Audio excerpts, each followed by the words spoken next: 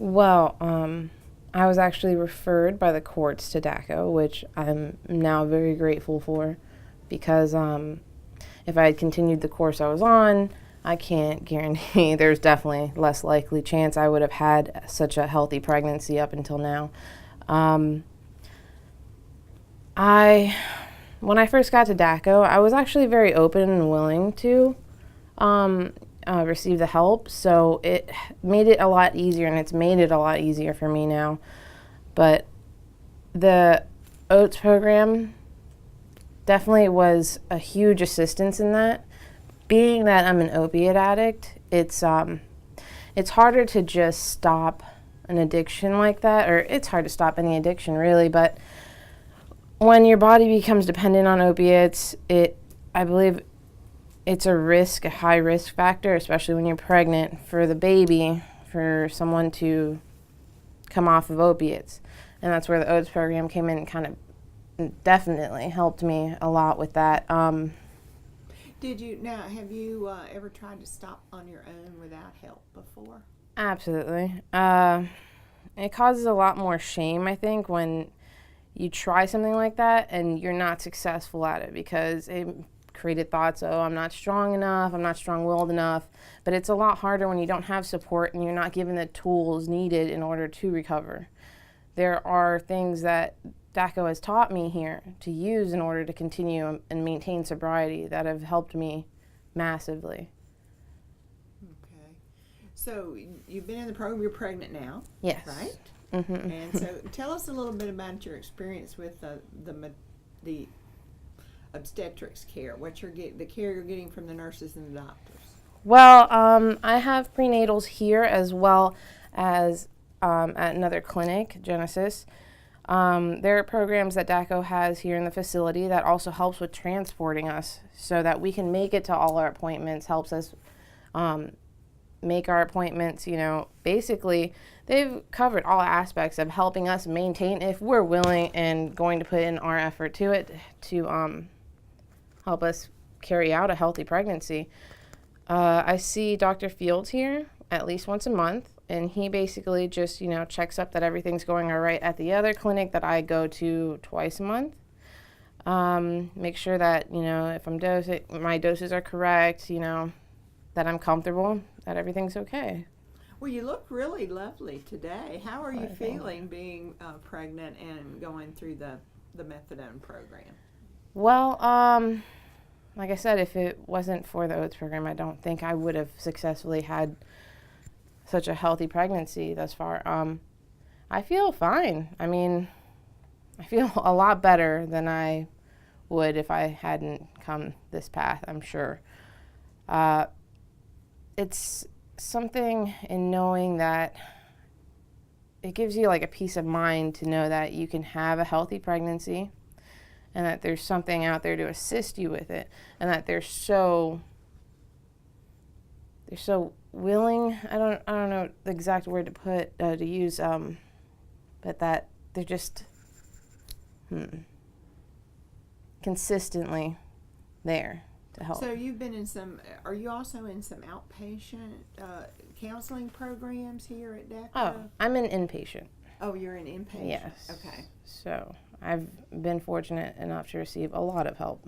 So do you go to classes to learn about different things? Oh, absolutely. Every day we have groups, either they're counselor-led or they're client-led. We have some of those. But we also, for the pregnant women, have a birthing class, a new moms group. We have parenting classes. I mean, they really do cover all aspects of it. Is this your first baby? Yes. Okay, so a lot of this is all really new. Yeah, it's all new, but what to expect, and what have you worked with your counselors about what to expect postpartum after you deliver the baby?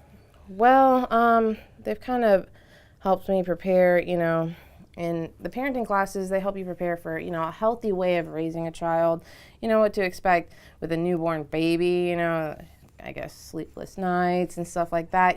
Don't get frustrated. Don't allow yourself to get frustrated around a baby. Walk away. Just things that I was really nervous about having a child about, just being in complete ignorance about how to have a baby or anything like that, and I've now become very comfortable in that. Okay. Like I said, they have many programs that help us with pregnant women, many even supplying us with things that we may need. What do you think about the future? What do you look forward to in the future for you and your baby?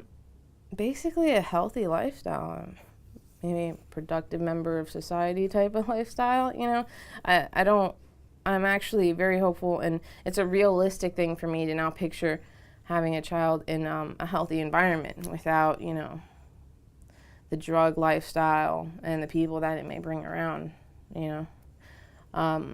I actually was very highly considering adoption before I got the help that DACO gave me, because I wasn't willing to put a child in that environment. But now that I've successfully been here so long, well, not that long, but successfully been progressing, I've decided that I want to keep my child because I do believe that I can do this. Okay, so, and do you feel comfortable that DACA is going to be there if you need help in the future? Absolutely. They've been there thus far and some, so I don't see them just bailing out halfway, you know. If you're willing to do it, if, you know, you'll put in the effort, then... What's been the hardest thing for you here? My family lives overseas, so it's hard for me to get in contact with them, but they're very supportive of my sobriety and me trying to get into a better life.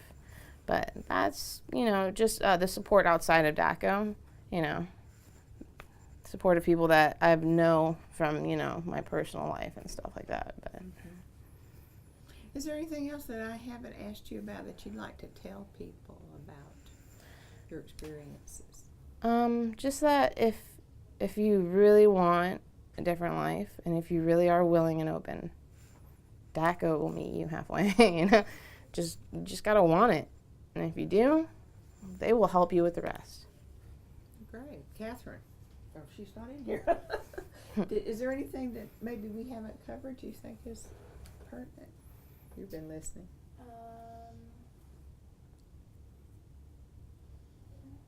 Well, I mean, are they going to know? You said the OATS program. I don't know if the OATS means methadone.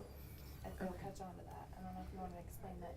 OATS is opiate addicted treatment services. So it's the same thing with methadone clinic. Yeah.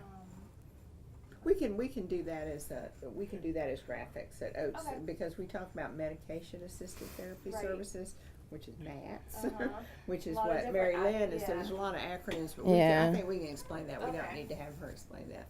And that sometimes it's called this and sometimes it's called this. Yeah. But I'll make a note of that. That's really good. I mean, it sounds like things are going great for you, and I'm happy to see that and hear Thank you. Really, but that's wonderful. So. If she wants to talk about zero exposure and Yeah, I wasn't sure our if I was. program. Our program, zero exposure, and the pregnancy program. What is that? The zero exposure program. Oh, zero. Well, Yeah, Danielle, I wasn't sure. I hear something about this program called zero exposure. Can you tell us what that means in real language? Yes. When I would mention occasionally throughout this the programs that help us with our pregnancy, there's the Zero Exposure Program, ZEP, and TOPWA. ZEP is the agency that has helped me with my transportation to all of my OB appointments, and in a timely manner. They were the ones that originally helped me make the appointments, because to be honest, you know, for a child, I never would have known how to set any of this up or do anything. They helped me file for Medicaid and everything, so they're definitely very helpful. Probably 1/3 of how I got here was through ZEP, you know, and their assistance. So, and they're continuing to help me, even supplying me with, you know, the baby necessities that I will need once a baby's born. So, very grateful to them. Okay. Is that covered? Okay. It doesn't have to be